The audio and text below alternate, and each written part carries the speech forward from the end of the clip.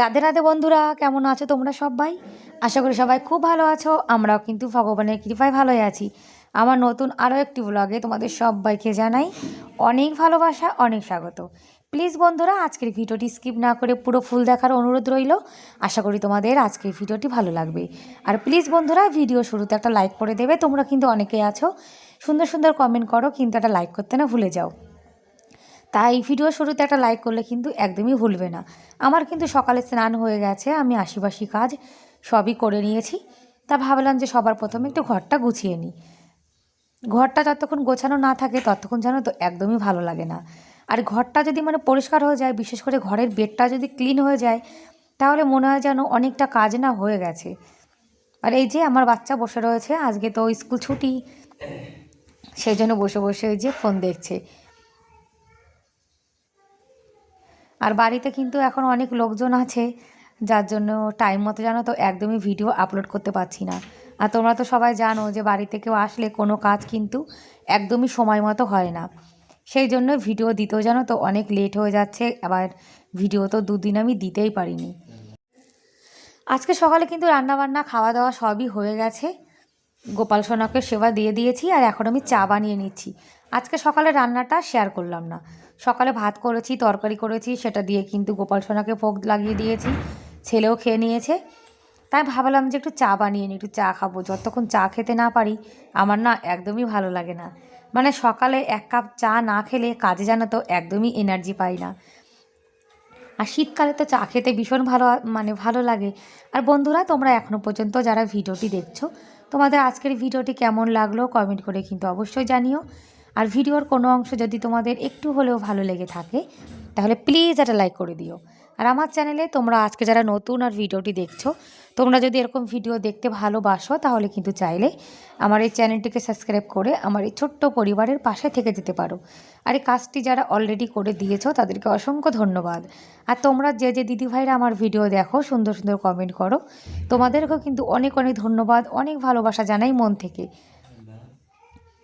আজকে আমি গুঁড়ো দুধ দিয়ে চা বানাবো। জানো তো গুঁড়ো দুধ দিয়ে চা খেতে ভীষণ ভালো লাগে।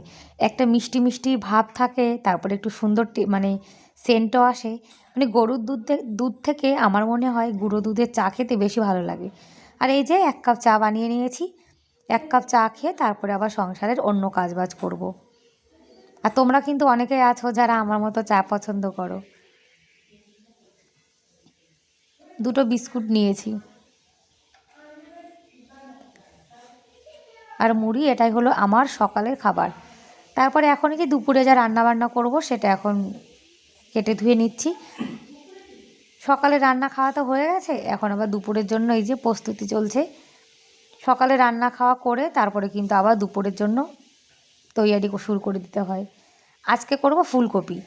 ফুলকপির থেকে ফুলকপির ডাঁটটায় ওজনটা বেশি। ফুলকপিগুলো কিন্তু অনেক বড় বড়, জানো তো একটা ফুলকপি দিয়ে অনেক তরকারি হয়ে যাবে, দুবার হয়ে যাবে, এত বড়। আর আমি কিন্তু ফুলকপির ডাঁট জানো তো সবসময় এরকম একটু কেটে কেটে দিই মাঝখান থেকে, তাহলে এর মধ্যে লবণ হলুদও চলে যায়, তারপরে তাড়াতাড়ি কিন্তু সেদ্ধ হয়ে যায়। আর ফুলকপি কিন্তু অনেকে ভাপিয়ে করে, আমি কিন্তু ভাপিয়ে করি না। আমি ভেজে তারপরে করি। আর ভালো করে চেক করে নিলাম যে এর মধ্যে কোনো পোকা আছে কি না। ফুলকপির মধ্যে অনেক সময় দেখবে বড় বড় লার্ভা মতো পোকা থাকে, সেই জন্য ভালো করে দেখে নিলাম।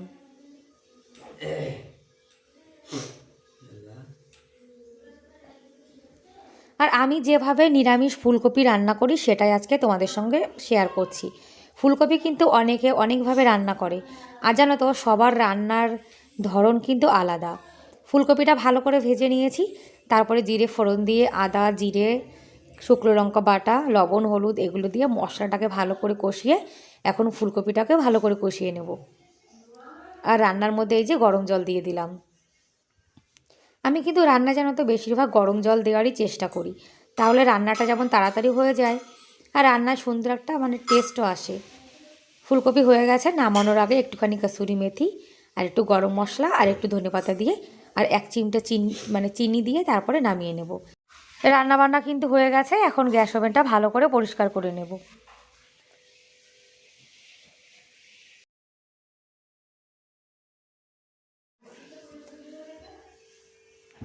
রান্নাবান্না করার পরে কিন্তু ভালো করে রান্নাঘরটা পরিষ্কার করে রেখে দিচ্ছি।